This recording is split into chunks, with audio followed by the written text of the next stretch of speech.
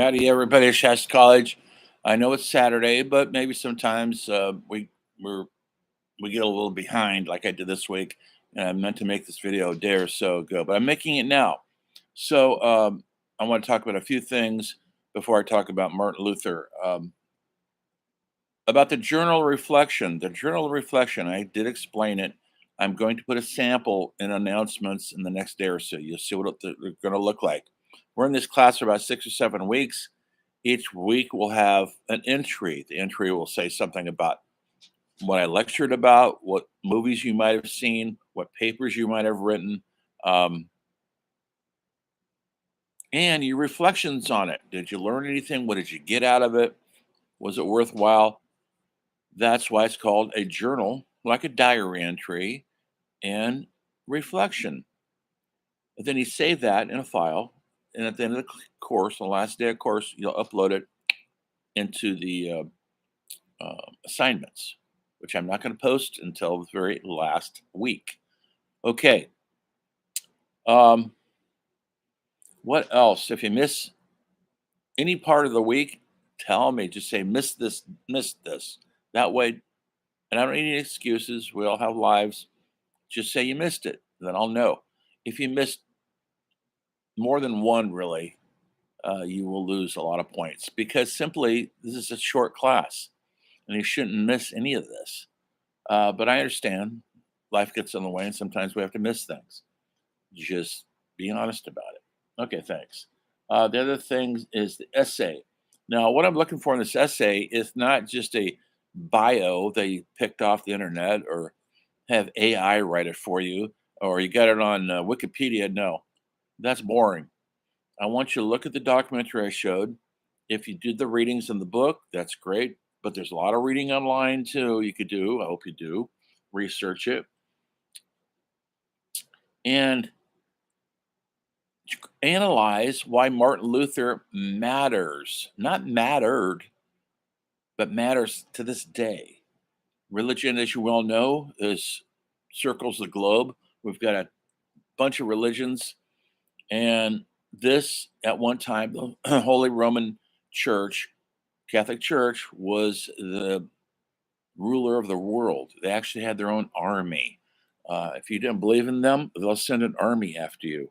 They were pretty dedicated to their form of religion. Martin Luther didn't like the dogma of the Catholic Church, and so he went against that. And he preached against it, and that was considered a no-no. He was could have been executed for it. And he proposed his thesis, posted them on the church wall, the door, and it was essentially how to make religion more human and not so about punishment for misbehaving. He didn't, and so the people really related to it and they liked it. And since then, churches like the Lutheran Church, Martin Luther, and other churches have stemmed from the Catholic Church because of Martin Luther. Don't misunderstand it. Don't mistake him for Martin Luther King. But now you know where Martin Luther King gets his name. Um, this is a long time ago, 1500s, and it kind of brought into the world the Renaissance, which we're going to start next week. The Renaissance in the art world of Michelangelo. So in your essay, 3 to 5 pages, minimally three. Just only do five because I have to read all these things, and you can do longer. You're not going to get any punishment for doing longer, but stick to the three. Do three at least. Double spaced MLA format, running header on each page that has the name of the paper, Martin Luther, and the page number 1, 2, 3, 4, 5, whatever. And then I want you to guys have a citation or two in the body of the paper. Cite a source, either the book we have or the movie you see or some online readings. I hope you do.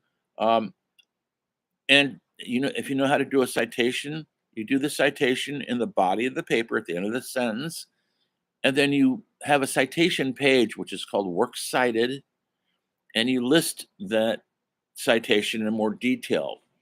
It's called Works Cited, folks, not citation, not references, not bibliography. We're doing MLA in these humanities classes, okay? Put your name on the paper, put the date on the paper, the title of the paper, and the course name, and you'll be good to go. Okay, so that's what the paper is going to look like.